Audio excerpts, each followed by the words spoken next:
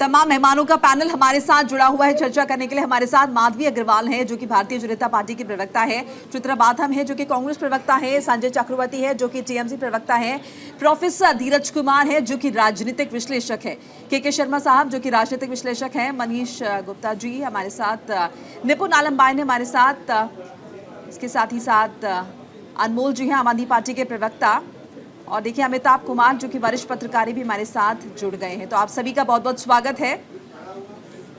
सबसे पहले रुक करना चाहूंगी मैं अनमोल जी का। अनमोल जी, आज दिल्ली की 7 लोकसभा सीटों पर चुनाव कैसे देख रहे हैं? देखिए, जनता का प्यार और आशीर्वाद जो है वो इंडिया अलायंस के साथ है। जिस तरह का काम अरविंद केजरीवाल जी ने पिछले 10 साल में दिल्ली के लोगों के लिए किया है, वो चाहे स्वास्थ्य का क्षेत्र हो, चाहे शिक्षा हो, चाहे बिजली हो, चाहे पानी हो, और अन्य कई मूलभूत सुविधाएं, बुजुर्गों के लिए मुफ्त तीर्थ यात्रा, पेंशन की सुविधा, महिलाओं के लिए 1000 रुपए प्रति माह सम्मान राशि और मुफ्त बस यात्रा, तो अन्य ऐसे काम किए गए हैं पिछले 10 साल में जिससे जनता जो है वो खुश है। और इस बार 7 सांसद जो है वो इंडिया अलायंस के बनने वाले हैं। आम आदमी पार्टी काफी सुर्खियों में भी इस वक्त अरविंद केजरीवाल, स्पेशली स्वाति मालीवाल के मुद्दे को लेकर, इसे किस तरह से देख रहे हैं? देखिए, इसमें अरविंद केजरीवाल जी ने बड़ा स्पष्ट किया है कि फेयर प्रोब करना बहुत जरूरी है। दिल्ली पुलिस का जो रोल रहा है शुरू से लेके अब तक वो संदेहास्पद है, क्योंकि डीडी एंट्री और एफआईआर जो कानून के तहत भी आप पब्लिक नहीं कर सकते, वो कॉन्फिडेंशियल रखा जाना चाहिए। उसे दिल्ली पुलिस ने पहले पब्लिक किया। फिर विभव कुमार जी की कंप्लेंट जो उन्होंने आज से 7 दिन पहले दी थी, उस पर आज तक एफआईआर दर्ज नहीं की गई। फिर वो जो वीडियो फुटेज पूरे देश ने देखा जिसमें बड़ा साफ दिख रहा है कि किस तरह से स्वाति मालीवाल जी दिल्ली पुलिस के अधिकारियों को धमकी दे रही हैं कि मैं आपकी नौकरी खा जाऊंगी, और विभव कुमार जी को अपशब्द कहे जा रहे हैं, गालियां दी जा रही हैं। वो अपने आप में साफ करता ये है सब कि संदेहास्पद है, सारी चीजें स्वीकार रहे हैं। लेकिन एक चीज आप सिर्फ बताइएगा, घटना के बाद संजय सिंह प्रेस कॉन्फ्रेंस करते हैं कि स्वाति मालीवाल के साथ अभद्रता हुई है, मारपीट हुई है, फिर अचानक से आप उससे पलट जाते हैं। देखिए, घटना के बाद संजय सिंह ने जो प्रेस कॉन्फ्रेंस की थी उसमें केवल स्वाति मालीवाल जी का पक्ष सुन के की गई थी। कारण ये था कि वो पिछले 10 साल से हमारे साथ काम कर रही थी, आंदोलन के समय से वो हमारे साथ काम कर रही थी। और विभव कुमार कब से काम कर रहे हैं सर? विभव कुमार कब से काम कर रहे हैं? सर मैं बता रहा हूँ आपको, आप इंतजार कीजिए। विभव कुमार जी भी तभी से काम कर रहे हैं, लेकिन महिलाओं के प्रति जो हमारी जिम्मेदारी है, जितने हम उनके लिए कंसर्न्ड हैं, इसीलिए हमने प्राइमा फेसाई उनकी कही हुई बात को मान लिया। लेकिन जब सीसीटीवी देखा तो मुझे लगता है वो आपने भी देखा होगा, और यहाँ जितने भी पैनलिस्ट बैठे हैं उन सबने देखा वो होगा। सीसीटीवी के सिर्फ एक शॉट है, पूरा सीसीटीवी फुटेज नहीं है, वो एक शॉट है छोटा सा। सर वो शॉट है ना, आप उसे जस्टिफाई करेंगे कि दिल्ली पुलिस के अधिकारी जो अपनी ड्यूटी कर रहे हैं, कोई उन्हें कहे कि मैं तुम्हारी नौकरी खा जाऊंगी? या आप इस चीज को जस्टिफाई करते हैं कि कोई किसी व्यक्ति को अपशब्द कहे जो उसमें कहे गए हैं, या ये कहे कि आज यहाँ तमाशा होगा? या आप इस चीज को जस्टिफाई करते हैं कि सीएम हाउस पार्टी एक्शन क्यों नहीं ले रही है? पार्टी एक्शन ले और उन्हें पार्टी बाहर का रास्ता दिखाइए। सर बात पूरी होने दीजिए, एक बार मुझे पूरी बात तो करने दीजिए। क्या आप इसे जस्टिफाई करते हैं कि सीएम हाउस का सिक्योरिटी प्रोटोकॉल ब्रीच किया जाए, या बिना अपॉइंटमेंट के किसी के घर में घुसा जाए? आज आप जो कह रहे हैं एक्शन क्यों नहीं लेते? सबसे बड़ा जो हमारे सामने आज चैलेंज है वो है अपने देश का लोकतंत्र और संविधान बचाना। हमारी प्राथमिकताएं हैं कि इस चुनाव को जनता के बीच में जाके उन्हें मुद्दों पे चुनाव लड़के भारतीय जनता पार्टी का असली चेहरा उन्हें दिखा के हम अपने देश को, स्वाति मालीवाल अहम मुद्दा नहीं है, ठीक है। माधवी जी आपके पास आ रहे हैं, मुद्दा हमारा देश है, ठीक है। के शर्मा जी वेट सर, क्या उससे क्या काम कैसे नहीं है? नहीं, दिल्ली पुलिस का है वो। दिल्ली पुलिस अरे सर, सीएम आवास में एक सांसद के साथ अगर उस तरीके से वो एलिगेशन लगा रही हैं और सर एलिगेशन में और उसी पार्टी की सांसद है। आपकी पार्टी के सांसद संजय सिंह कुछ कद तो रखते होंगे पार्टी में, वो प्रेस कॉन्फ्रेंस कर रहे हैं। एविडेंस एक्ट को पढ़िएगा तो सेक्शन 102 में लिखा हुआ है कि जो एलिगेशन लगाएगा बर्डन ऑफ प्रूफ उसको करना पड़ेगा। बर्डन आप लेकिन जो प्राइमा फेसाई जो एविडेंस बाहर आया है, संजय सिंह की बात एविडेंस साफ साफ बता रहा है कि मामला कुछ और है, तो माना नहीं जाएगा। पीछे मामला कुछ और है। आपकी बात नहीं हुई, आप रिएक्शन ले लेंगे। 4 जून के बाद बीजेपी को स्वाति मालीवाल से कोई मतलब नहीं होगा। इतना ही मतलब है तो प्रज्वल रेवन्ना पे कुछ मोदी जी क्यों नहीं बोले? प्रज्वल रेवन्ना को कर्नाटक पुलिस ने क्यों नहीं गिरफ्तार किया? अब मुझे बताइए, प्रज्वल रेवन्ना को कर्नाटक पुलिस ने, के शर्मा जी, प्रज्वल रेवन्ना को क्यों नहीं गिरफ्तार किया? कर्नाटक पुलिस ने क्यों नहीं गिरफ्तार किया? बेटे को टिकट आपने क्यों दे दिया? अरे सर, क्यों नहीं गिरफ्तार किया कर्नाटक पुलिस ने, मुझे बताइए ना। कर्नाटक पुलिस गिरफ्तार किया? बेंगलुरु में थे ना वो, वीजा किसके हाथ में? बेंगलुरु में थे ना। अरे सर, वीजा क्यों बेंगलुरु में थे ना, गिरफ्तार क्यों नहीं किया? अथॉरिटी किसके हाथ में है? अरे सर, एयरपोर्ट तक कौन छोड़ करके आया? एयरपोर्ट तक कौन छोड़ करके आया? कौन आपने देखा? सर, आप क्यों नहीं किया? एयरपोर्ट से आप उठा के ले आते। आप उनका डिप्लोमेटिक पासपोर्ट कैंसिल क्यों नहीं करते? केंद्र सरकार उनका पासपोर्ट कैंसिल क्यों नहीं कर रही? पासपोर्ट बताइए ना, आप केंद्र सरकार से जवाब लीजिए इस चीज का। लोग सिर्फ महिला आप डिप्लोमेटिक पासपोर्ट कैंसिल कीजिए उनका, वो तुरंत भारत आएंगे। सर, आप उन्हें पनाह दे रहे हैं। ब्रजभूषण का जवान नहीं खुलती, मणिपुर पे आपकी जवान नहीं खुलती, प्रज्वल रेवन्ना पे आपकी नहीं अच्छा जस्टिफिकेशन है आपका, ठीक है, जस्टिफिकेशन अच्छा आपका, जस्टिफिकेशन ठीक है आपका। सम्मान की बात है, उसे सीट में सम्मान की बात अलग होती है। जस्टिफिकेशन ठीक है। के शर्मा जी, बात होती है महिला सम्मान की।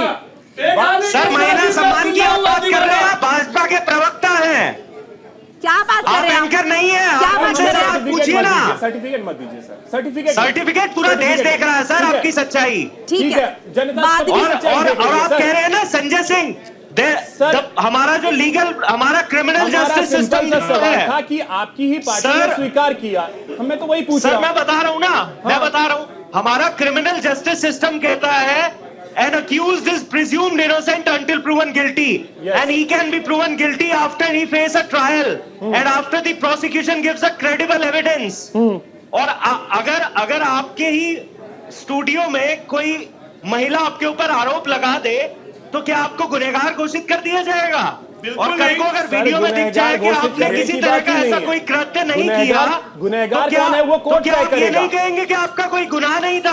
सर, कैसी बात कर रहे हैं आप? गुनहगार कौन है वो कोर्ट तय करेगा। आउट ऑफ कोर्ट ट्रायल मत करिए, आउट ऑफ कोर्ट ट्रायल मत करिए। आप कैसे तय कर रहे हैं? एमपी के खिलाफ कोर्ट तय करेगा ना, तो आप कह रहे हैं वही तो आपसे कह रहे हैं, आउट ऑफ कोर्ट ट्रायल मत करिए। अरे केके जी रुक जाइए ना एक मिनट, केके जी रुकिए। तो मैटर पेंडिंग है, और जब कौन सा मैटर पेंडिंग है बताइए ना, कौन सा मैटर पेंडिंग? गजब बात करते हैं सर। एलिगेशन है माधवी जी, दोहरा चेहरा कैसे हो सकता है? माधवी जी, किसका दोहरा चेहरा? किसका दोहरा चेहरा? किसका दोहरा चेहरा बताइए जरा। क्या महिला नहीं सर, एक एक करके बोलेंगे। वहाँ पे क्यों नहीं गए? आपकी पुलिस गिरफ्तार नहीं कर पाई, गजब हाल है। माधवी जी, माधवी जी संदेश खाली मिलने चले जाते हैं, क्या नहीं लगता है दोहरा चेहरा है? दुनिया देख रही है। माधवी जी, दोहरा चेहरा का आरोप आप पे लगता है? मैं सुन रही थी आम आदमी पार्टी की प्रवक्ता जो हैं वो दोनों ही बातें कर रहे हैं और ये बता रहे हैं कि उन्होंने प्रेस कॉन्फ्रेंस बस ऐसी आके कर दी। प्रेस कॉन्फ्रेंस का मतलब जानते हैं ना कि अपनी पार्टी का पक्ष रख रहे हैं। शर्म की बात है कि आप लोग बोलते थे चप्पे चप्पे पे आप लोग सीसीटीवी लगाएंगे दिल्ली के अंदर में, लेकिन अपने घर की सीसीटीवी की फुटेज को आप अभी तक ठीक से दे बोलने को दीजिए उनको प्लीज। देखिए, एक साथ बोलने से आवाज कट जाती है, कुछ भी सुनाई नहीं देता है। एक महिला जो जाकर बता रही है, जिसका मेडिकल रिपोर्ट में आता है कि किस तरीके से उसको इंजरी हुई है, उसके चेहरे पर, उसके बदन पे अलग अलग जगहों पर चोटों के निशान है और गहरी चोट है, और उसके बाद वो आकर बाकायदा टीवी पर बोल रही है कि उसको किस तरीके से मारा पीटा गया। जिस दिन घटना घटी है उस दिन आराम से चल रही है, जिस दिन घटना हुई है ऐसे चल रही है आराम से, लेकिन जब मामला 3 दिन बाद आया कोर्ट में तो ऐसे चल रही थी जैसे लगा कि पैर टूट गया है। प्लीज के शर्मा जी, नहीं ऐसे 3 दिन बाद क्यों है मेडिकल? 3 दिन बाद क्यों कंप्लेंट? ये आखिर क्या है? अच्छा, इसी में बताइए क्या रूल है? मेडिकल करवाने का रूल ही आप मुझे बता दीजिए। जब महिला चाहेगी, जिस दिन महिला चाहेगी उस दिन होगा। ये आप डिसाइड नहीं करेंगे, ये आप डिसाइड नहीं करेंगे के शर्मा जी, ये हमारे देश का कानून डिसाइड करेगा। दिल्ली पुलिस किसका है? दिल्ली पुलिस किसका है? सर, ये सबसे पहले आम आदमी पार्टी को करना चाहिए था कि जाकर के केस करे। मैं अपनी बात माधवी जी बोलिए, बीच में नहीं सर, इतनी ज्यादा जो भी माधवी जी बोलिए। तर्क करना ठीक है, लेकिन कुतर्क करना ठीक नहीं है। मेरा मानना है कि जब एक महिला आके खुद ही इस विषय को पूरी तरीके से पूर्णतः रख रही है कि किस तरीके से उसे मारा पीटा गया, वो भी सीएम के घर पर प्रेजेंस में, उनकी मुख्यमंत्री के प्रेजेंस में उसके साथ किया, उसके बाद में इन लोग डिनाई कर रहे हैं। आप सोचिए, इन्होंने खुद ही बोला कि 10 साल से आप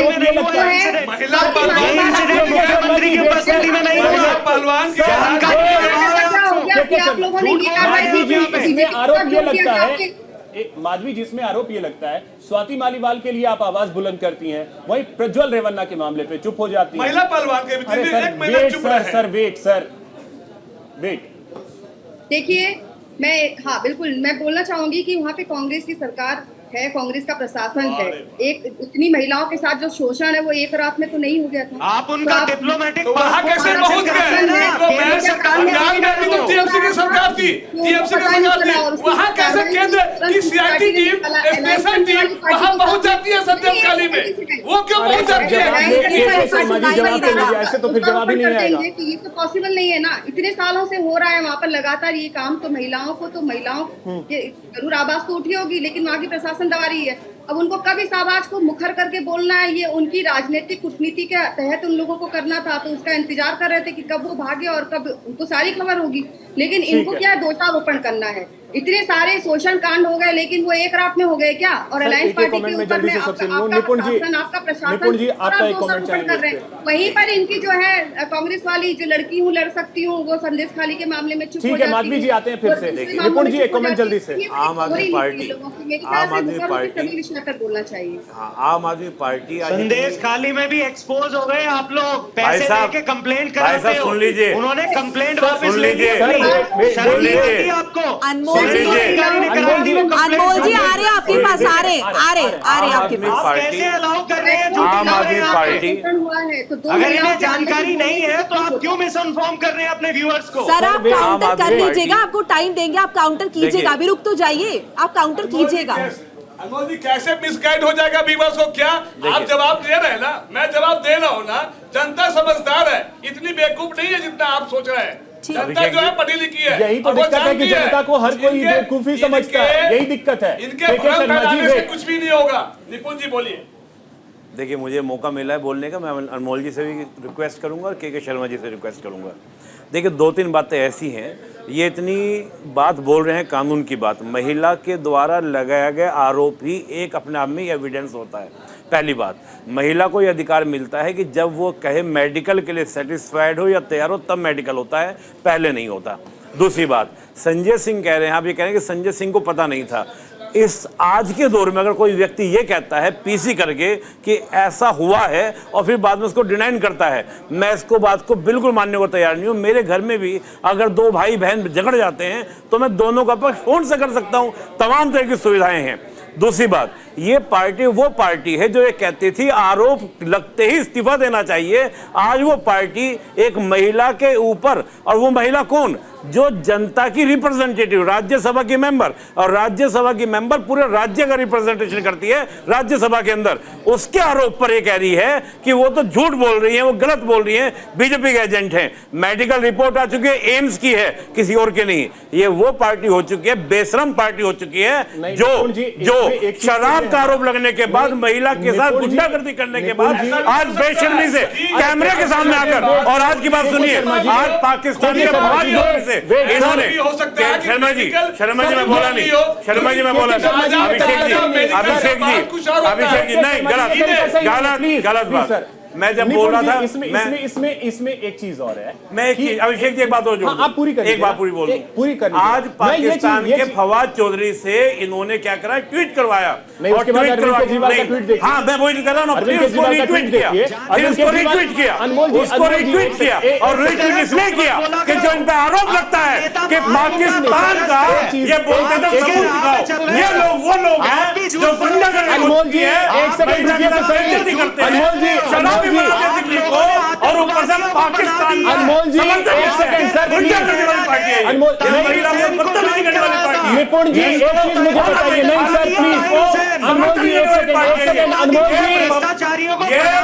अनमोल जी एक सेकंड सर वेट अनमोल जी निपुण जी निपुण जी एक सेकंड मेरी बात सुनिए निपुण जी अनमोल जी एक सेकंड एक सेकंड निपुण जी एक चीज मुझे बताइए अनमोल जी एक सेकंड निपुण जी एक चीज मुझे बताइए निपुण जी एक चीज मुझे बताइए अगर फवाद चौधरी ने रीट्वीट किया है इन्होंने खुद करवाया, मुझे पता है इन्होंने करवाया, नहीं मैं कहता हूं सर ये एलिगेशन ऐसे नहीं सर वो एक राज्य के सम्मानित मुख्यमंत्री है। चलिए ठीक है, चलिए ठीक है, चर्चा जारी रखेंगे। पाकिस्तान हमारे लिए महत्व नहीं रखता है, पाकिस्तान हमारे लिए चर्चा का विषय भी नहीं हो सकता है। और नहीं उसका पट से जवाब दिया है, उसका पट से अरविंद केजरीवाल जी ने जवाब दिया है, अरविंद केजरीवाल ने पलट के जवाब दिया है और वो जवाब शायद पाकिस्तान को और फवाद चौधरी को मिल गया होगा कि ये देश की संप्रभुता अलग है, हम आपस में लड़ सकते हैं लेकिन पाकिस्तान बीच में नहीं घुसेगा।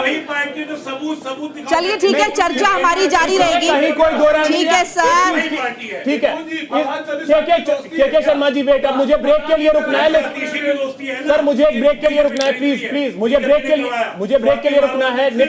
निपुण जी वेट, ब्रेक के लिए रुकना है। इसमें क्या नहीं, अरविंद केजरीवाल ने क्लियर पाकिस्तान को जवाब दे दिया, उसे पाकिस्तान को जवाब मिल गया होगा।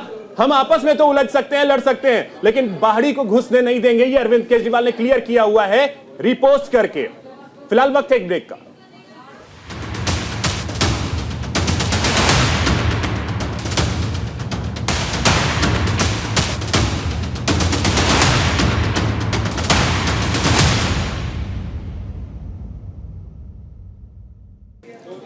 ब्रेक के बाद एक बार फिर से आप सभी का स्वागत है। निपुण जी जल्दी से बात पूरी कर लीजिए, फिर मैं आगे बढ़ता हूं। देखिए मैं ये कह रहा था, जिस प्रकार ये आम आदमी पार्टी हर समय बीजेपी का आरोप लगा देती है, बीजेपी ने कराया, ऐसे ही जनता ये कह रही है कि फवाद चौधरी से स्टेटमेंट जो है ये कांग्रेस पार्टी ने और आपका आम आदमी पार्टी ने कराया, ताकि ये रीट्वीट कर जो पुराने पाप है उसको धोने को दिखा सके और जनता को अपील कर सके, देखो हम तो पाकिस्तान के सपोर्टर नहीं है। क्या पाकिस्तान खालिस्तान इनकी फंडिंग नहीं मिलती इन लोगों को? बोलिए, क्या जो खालिस्तान का समर्थक है जो बैठा है पुन्नू, वो फंडिंग देने की बात करता है, इसको नकार देंगे क्या, मना कर देंगे क्या कि पैसा नहीं मिला है? एनआईए की रिपोर्ट में आ चुका है और फिर ये एम्स की रिपोर्ट को नकार रहे हैं। ये वो पार्टी है जो कहती थी आरोप लगते इस्तीफा देना चाहिए, आज वो पार्टी कह रही है कि महिला की अस्मिता हमारे लिए वैल्यू नहीं करती, हमारे लिए बात अंतरिम जांच तो करवा देते, अंतरिम जांच तो करा देते अपनी पार्टी की। ठीक है अमिताभ ठाकुर जी भी कुछ कहना चाह रहे थे सर, जल्दी से। सर मैं जवाब देना चाहूंगा इसका पहले। अनमोल जी रिप्लाई कर लीजिएगा, एक एक कमेंट में सबसे ले लूंगा, उसके बाद रिप्लाई कर लीजिएगा अनमोल जी। अमिताभ जी देखिए बहुत स्पष्ट बात है, वीडियो फुटेज गायब है और फोन फॉर्मेट है। ये साफ साफ पता चलता है कि ये आपराधिक दिमाग है और ये साजिश करने वाले लोग हैं। इस तरह की घटना बताती है कि जानबूझ करके जो सबूत है उसको मिटाने की कोशिश की गई है। इसकी ज़रूरत क्यों पड़ी, और वो भी एक सरकारी ऑफिस में है?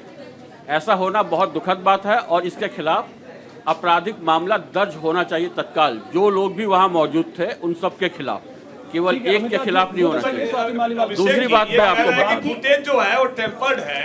क्या अमिताभ जी मुझे लगता है फॉरेंसिक साइंटिस्ट है जो इतनी जल्दी कैसे क्या उनके हाथ रिएक्शन हो जाए? वो तो काम ट्रायल है ना, ऐसे आप लोग बात कर रहे हैं जैसे फवाद चौधरी बीजेपी वालों ने करवाया है क्या? ये कैसे कह रहे हैं स्वाति मालिवाल ने बीजेपी ने करवाया? ये बेकार की बात करते हैं, कुछ भी हो बीजेपी में डाल दो। अरे इतने बेशरम हो गए लोग, इन्हें ये नहीं पता क्या है क्या नहीं। पाकिस्तान खालिस्तान केजरीवाल के सपने में आता है। मामले में फवाद चौधरी मिले थे, जो आप एलिगेशन लगा रहे हैं। क्या बीजेपी ने करवाया? क्या प्रूफ है बीजेपी ने करवाया? किसी ने नहीं करवाया। फवाद चौधरी ने किया, बीजेपी ने करवाया। जी सर प्लीज, बीच में बोलने से इन्हें रोकिए, बोलने तो दीजिए, बीच में बोलने से रोक रहे हैं। इतनी देर से 20-25 मिनट से आप बोल रहे हैं और मुझे 2 मिनट भी नहीं बोलने देंगे। दूसरी बात, जब संजय सिंह ने प्रेस कॉन्फ्रेंस की थी तो उन्होंने बाकायदा अरविंद केजरीवाल से बात करके की थी। उन्होंने कहा था कि अरविंद केजरीवाल ने कहा है कि इसके खिलाफ कार्रवाई करेंगे। उसके बाद फिर क्यों मुकर रहे हैं आप उनसे? साफ साफ बात हुई थी। प्रेस कॉन्फ्रेंस ऐसे नहीं की जाती है, सारी जानकारी लेके की जाती है। तो इस तरीके से आप चीज़ों को छुपाने की और साजिश साफ पता चल रही है। यहाँ गलती हुई है, ये साफ है, इसमें कोई दो राय नहीं है। और एक राज्यसभा सदस्य के साथ इस तरह की हरकत की गई है, इससे पता चलता है कि इस पार्टी के अंदर जो है किस तरह का माहौल है। सब चीज सही है, लेकिन 3 दिन मौन स्वाति मालीवाल भी तो रही। ये सवाल कैसे नहीं पूछा जाएगा? निश्चित रूप से 3 दिन मौन रही है स्वाति मालीवाल का मौन रहना। स्वाति मालीवाल थाने जाती है, वहां से चुपचाप लौट आती है। बता दूं, स्वाति मालीवाल केवल पार्टी सदस्य नहीं है, वो बहुत पुराने दोस्त हैं और अपने राजनीति शुरुआत करने के पहले से वो लोग साथ रहे हैं। उनको लगा होगा कि मामला पैचअप हो जाएगा, अरविंद केजरीवाल शायद माफी मांग ले, वो बातों को खत्म करना चाहते हैं क्योंकि उनको राज्यसभा ब्रेकिंग आ रही है। लगा होगा सर एक बड़ी जानकारी साझा कर ले इस बीच। देखिए, छठे चरण का चुनाव है और दोपहर 1 बजे तक के प्रतिशत की बात कर ले, वोटिंग परसेंट की, तो 39.13% मतदान हो चुका है और सबसे ज्यादा पश्चिम बंगाल में वोटिंग हुई है 54.80%। दिल्ली में सबसे कम 34.37% मतदान हुआ है। तो ये बड़ी जानकारी साझा करें, सबसे कम वोटिंग दिल्ली में हुई है और सबसे ज्यादा वोटिंग पश्चिम बंगाल में।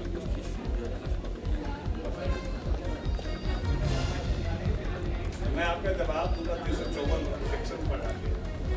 तो देखिए, वोटिंग परसेंट आपको बता रहे, छठे चरण का मतदान है और दोपहर 1 बजे तक के आंकड़े सामने आ गए हैं। कुल देखें तो 39.13% मतदान जो है वो हो चुका है। हमारे साथ कांग्रेस प्रवक्ता है चित्रा बाथम, उनकी भी प्रतिक्रिया ले लेते हैं। चित्रा जी, यहाँ पर वैसे तो माहौल काफी गर्म है, लेकिन मैं अगर वोटिंग परसेंट को लेकर देखूं तो आपका क्या रिएक्शन है, किस तरह से देख रहे हैं इसे? और दिल्ली की बात करें तो सबसे कम वोटिंग दिल्ली में हुई है आज। चित्रा जी, आप सुन पा रही हैं? चित्रा जी, आपको मेरी आवाज आ रही है? अनम्यूट कीजिए माइक प्लीज अपना।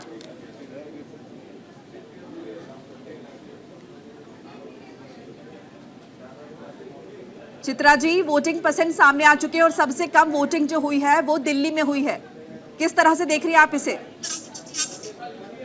हेलो, आपको मेरी आवाज आ रही है? जी, बात रखिए अपनी। जी हेलो जी, चित्रा जी बात रखिए अपनी। हाँ, तो मैं ये कहना चाहूंगी कि अब हम छठे चरण में पहुंच चुके हैं और जिस हिसाब से आप देख रहे हैं कि जनता का समर्थन हमें मिल रहा है, वो इस बात की गारंटी दे रहा है कि बीजेपी की सरकार इस बार डेफिनेटली दरवाजे का रुख करने वाली है।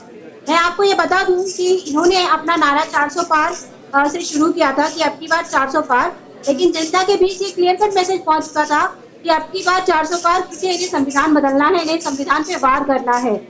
और ये बात विपक्ष ने नहीं, इन्हीं के नेताओं ने, ज्योति मेधा, अरुण गोविल, इस टाइप के नेताओं ने ही ये बात रखी थी। तो जनता इस बार बहुत क्लियर कट मैंडेट देने जा रही है। इंडिया गठबंधन की सरकार बनने जा रही है। मैंडेट आपको मिल रहा है, अच्छी बात है, लेकिन सवाल ये है कि लोग निकल क्यों नहीं रहे वोट करने के लिए? आपकी आवाज नहीं। हेलो, लोग वोट करने के लिए क्यों नहीं निकल रहे हैं?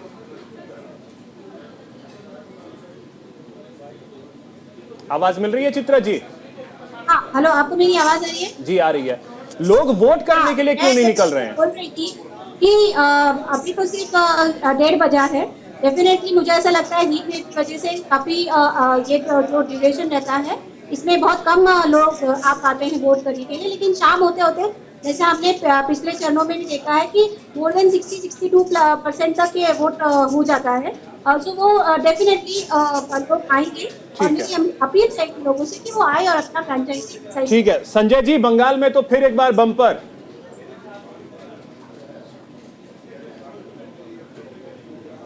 संजय जी आवाज मिल रही है?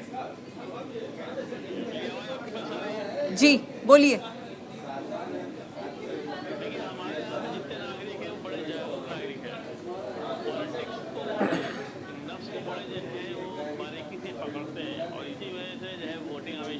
अच्छी होती है और सही जगह पे वोटिंग होती है। कैंडिडेट को देख करके और पार्टी को देख करके वो वोट देते हैं हमेशा। और इस बार भी जैसे जब भी देखा है कि बम्पर वोटिंग होती है, हमेशा हम लोगों को फायदा ही होता है। और इस बार भी आप देखिएगा कि हम 35 के ऊपर सीटों पे जाए, हमारी अब की बार जो है लगभग हम लेकर के आने वाले हैं। दिल्ली में अच्छे कैंडिडेट नहीं है, हरियाणा में अच्छे कैंडिडेट नहीं है, यहाँ वोटिंग कम रह रही है, बिहार में अच्छे कैंडिडेट नहीं है। मैं अपनी टीएमसी की बात करता हूँ, मैं अपने प्रदेश की बात कर सकता हूँ, मैं बिहार की। संजय जी एक बात बताइए, वोटिंग तो बम्पर होती है यहाँ पर, लेकिन हिंसा की भी सबसे ज्यादा खबरें, टीएमसी और बीजेपी कार्यकर्ताओं की भी झड़प की खबरें हर चरण में देखने को मिली है। मैं अभी एक सेकंड पहले 10 सेकंड में एक बात बोल दूं जी। अभी मेरे ख्याल से प्रधानमंत्री जी बिहार में हैं, और बिहार में अभी एक भाषण में उनका सुन रहा था, बड़ा अच्छा लगा मुझे भाषण सुन करके कि बिहार अंधेरा है और एक ही घर चमक रहा है। वो लालू प्रसाद यादव के बारे में, लालटेन के बारे में बोला था।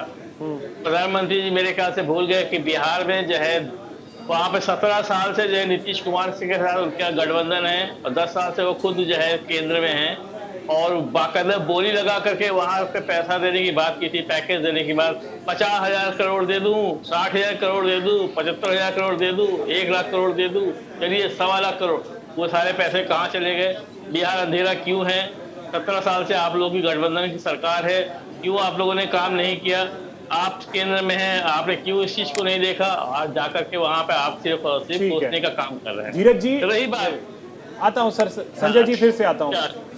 धीरज जी अगर देखें वोटिंग ट्रेंड को, हम अब मान लें कि इस बार का लोकसभा चुनाव वही 60-62% के आसपास रह जाएगा, सिमट जाएगा वहीं तक।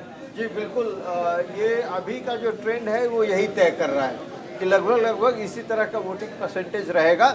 और उसमें सबसे बड़ी बात है, अहम बात ये है कि ये देखिए कि अगर कहीं पे जहाँ पे आप पहले से काफ़ी दोनों दलों के बीच घमासान है, जहाँ बंगाल में, तो वहाँ वोटिंग परसेंटेज अधिक है क्योंकि दोनों के समर्थक सामने आ रहे हैं, दोनों वोटिंग कर रहे हैं, तो इसीलिए वहाँ पे वोटिंग परसेंटेज हाई है। लेकिन यहाँ देखिए कि विपक्ष कहीं ना कहीं पूरी तरह से पहले ही मान के बैठा हुआ है कि हमारा जो है दिल्ली का सबसे कम आने का मामला यही है कि लोग यहाँ बहुत जागरूक हैं, लेकिन क्यों नहीं आ रहे?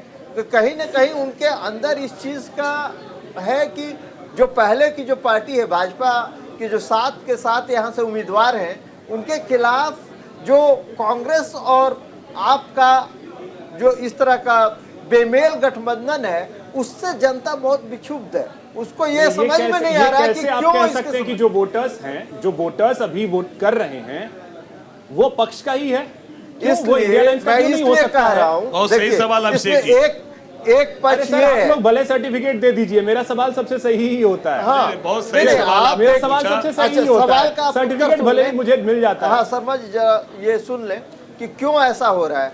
आप देखिए कि जब आपकी मानसिकता, मनोविज्ञान जो है वो सबसे बड़ा काम करता है, किसी व्यक्ति को किसी चीज के लिए प्रेरित करता है या नहीं करता है। अगर आपको पहले से ये लग रहा है कि जो काम यहाँ पे किया है आपने, और जिस तरह के कंट्रोवर्सीज में फंसी है, और कांग्रेस जो उसके साथ अगेंस्ट है, अब उसी के साथ जिसके साथ उसने पूरा उसकी भर्त्सना की, उसके भ्रष्टाचार का आरोप लगाया, सब चीज किया और उसके खिलाफ लड़ती रही, आज उसी के साथ मिल गई है, तो कैसे जनता को विश्वास होगा कि ये आएंगे तो कोई स्थायित्व होगा? या कोई इस तरह के आपका जो प्रचार करने का जो तरीका है, राम को लाएंगे वही उसी को सरकार का सत्ता देंगे। राम यहाँ कहाँ? राम का मुद्दा भाजपा का मुद्दा है, मेरे एनालिसिस का मुद्दा नहीं है। जहाँ वोटिंग हो रहा है, इस तरह कैलेंडर बांट रहे हैं, केसरिया टी-शर्ट पहन रहे हैं, वो तो वोटिंग का राइट है। और राम मंदिर का जो झंडा है, पूरे बूथ जहाँ चुनाव हो रहा है वहाँ पे पताखे की तरह बांध रहे हैं और कहते हैं हम राम को मिसयूज नहीं करते हैं। ये धीरज जी का एजेंडा मेरा कोई राम को मिसयूज नहीं करते हैं। सर वो धीरज जी का एजेंडा थोड़ी ही हो सकता है। मेरा एजेंडा उसमें चाहिए नहीं। ठीक है, चलिए हमारे साथ नरेश बंसल जी भी जुड़े हैं। की बात नहीं हो रही है, मैंने कहा आप हमेशा नरेश बंसल जी का भी रुख कर लेते हैं। जो आप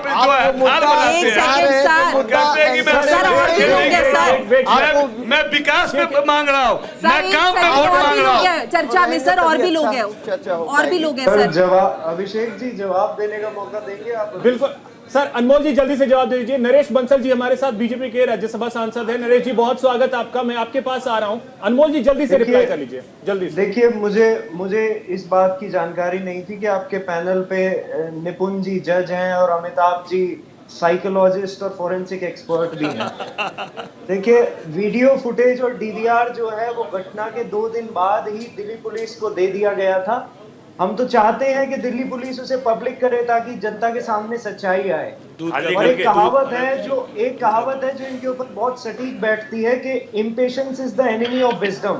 ये निष्कर्ष निकालना चाहते हैं, ये ट्रायल का इंतजार सिर्फ 4 जून तक, अनमोल जी सिर्फ 4 जून तक, 4 जून के बाद ये कुछ भी नहीं बोलेंगे, ना निपुण जी बोलेंगे ना अमिताभ जी बोलेंगे। इनको स्वाति महल से मतलब नहीं है। ये बेगाने के शादी में अब्दुल्ला हुआ दीवाना, ये बहुत सही बैठता है। आप किसके दीवाने हुए हैं? मैं 4th of the constitution press होता है और यदि मेरा काम है सत्ता से सवाल पूछना, सत्ता कर चाहे वो कांग्रेस होगी। अभी आप मेरे सवाल की तारीफ कर रहे हैं, चुनाव होगा विधानसभा का, मेरे सवाल की तारीफ कर रहे हैं। आप आदि खिलाफ में सबसे ज्यादा सवाल मैं 10 सेकंड अनमोल जी 10 सेकंड जल्दी से बात पूरी कर लीजिए। देखिए जो इन्होंने फहाद खान के बारे में बात कही, हमने बहुत स्पष्ट कर दिया हमारे नेता ने कि हमारा आंतरिक मामला है, हमें आतंकवादियों की जरूरत नहीं है और ना हमें आतंकवादियों के यहाँ बिरयानी खाना पसंद जैसे इनके नेता खाने गए। आतंकवादियों जैसे इन्होंने पूरी जैसे फंडिंग लेना पसंद है।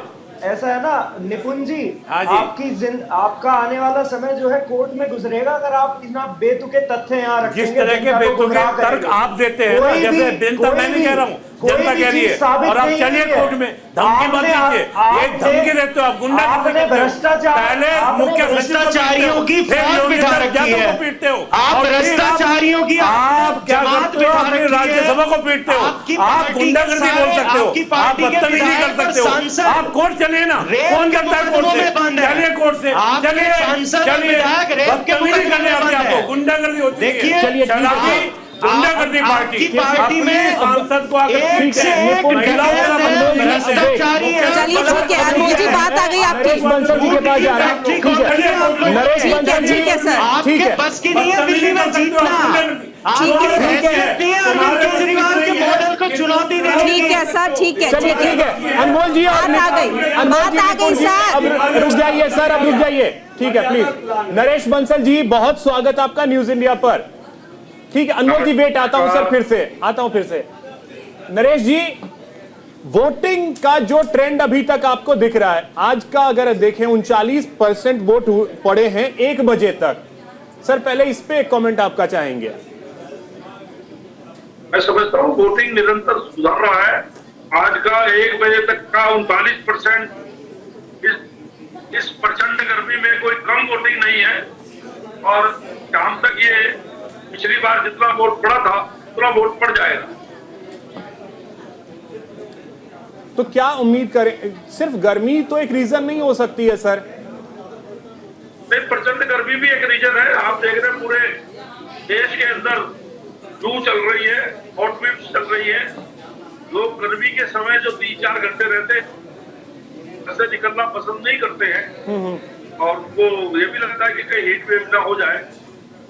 और थोड़ा बहुत क्योंकि विपक्ष कहीं पर दिखाई नहीं देता है तो ये उदासीनता भी है वोटर में कि मोदी जी तो 400 पार जा ही रहे हैं। तो ये अति आत्मविश्वास तो नहीं है बीजेपी का?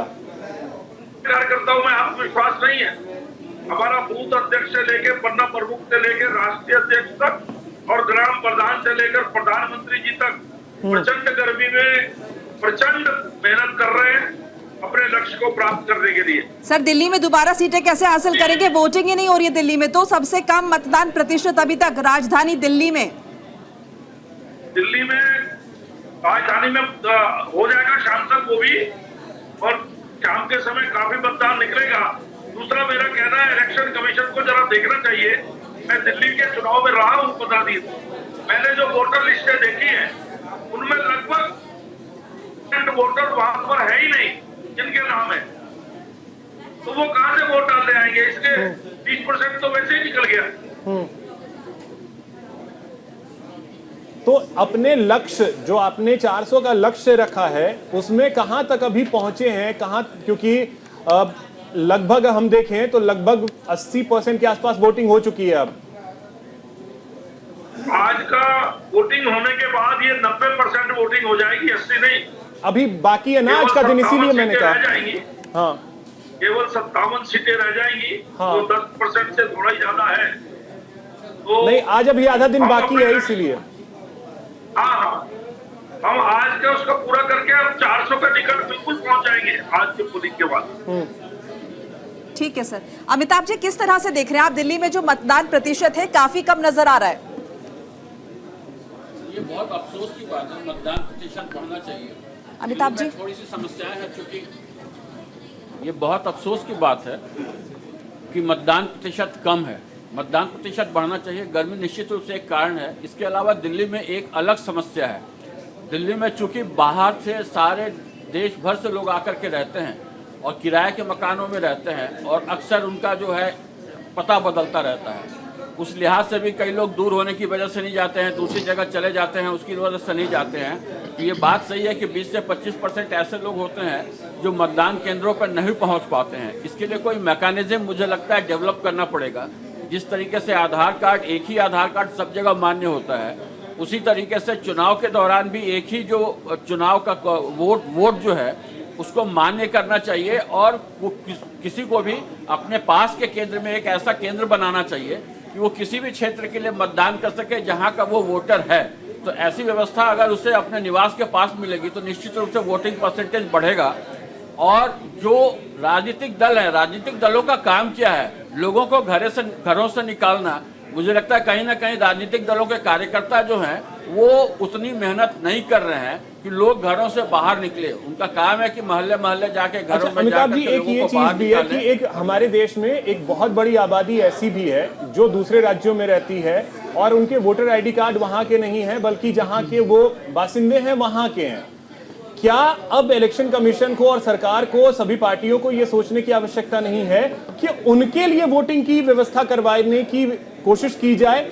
क्योंकि वोटिंग के टाइम में बहुत बार ऐसा होता है कि वो अपने घर नहीं जा पाते, महंगाई की वजह से भी नहीं जा पाते, साथ में छुट्टी नहीं मिलता बहुत सारे रीजंस हैं। इसमें पार्टियों को सोचने की जरूरत। अमिताभ जी, जल्दी से इस पे ये भी बता दो साथ नहीं, जो मैंने कहा ना कि जो मैकेनिज्म तय हो कि आधार कार्ड की तरह हर एक एरिया का हमारा जहाँ का भी कार्ड बना हो, चुनाव के दौरान हर एक एरिया में जो मतदान केंद्र है उसमें एक हिस्सा ऐसा होना चाहिए जहां मैं यहाँ बिहार में अगर मेरा वोट है तो उसके लिए भी मैं मतदान करता हूं। ऐसी व्यवस्था करें तो एक मैकेनिज्म ऐसा डेवलप किया जा सकता है। वैसे मुझे लगता है कि अगले 10 सालों में ऐसा मैकेनिज्म डेवलप हो जाएगा।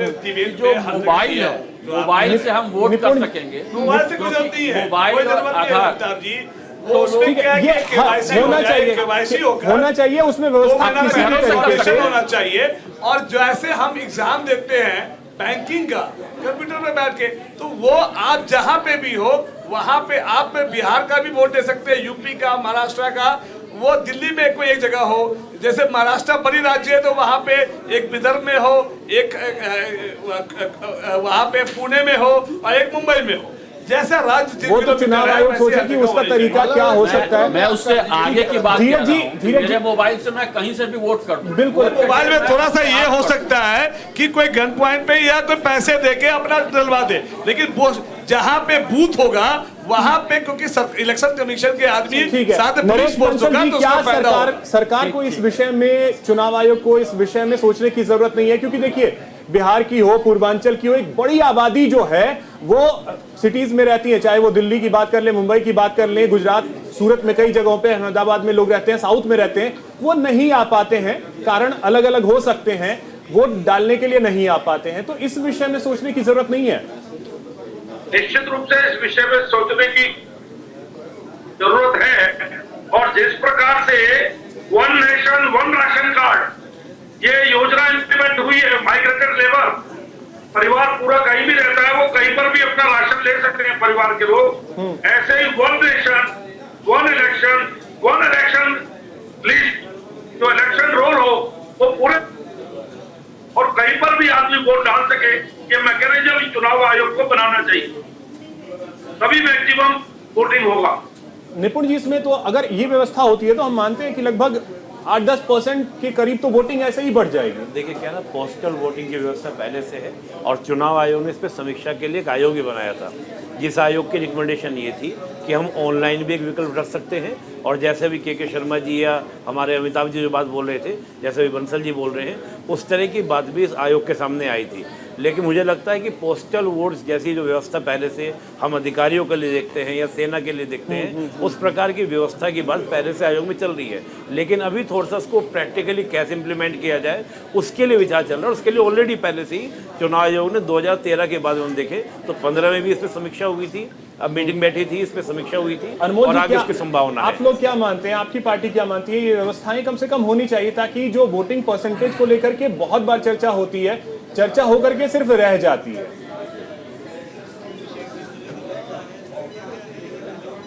सामने स्पष्ट है कि इलेक्शन कमीशन ऑफ इंडिया जो है वो तो भारतीय जनता पार्टी की कठपुतली बनी हुई है। मैं तो नरेश बंसल जी से पूछना चाहूंगा कि बंसल साहब 10 साल में महंगाई बढ़ा के, बेरोजगारी बढ़ा के, आपकी पार्टी के सांसद और विधायक रेप के मुकदमों में बंद हैं, मणिपुर पे आप नहीं बोलते, प्रज्वल रेवन्ना पे आप नहीं बोलते, ब्रजभूषण पे आप नहीं बोलते, किसानों को मजबूर कर दिया शहादत देने के लिए।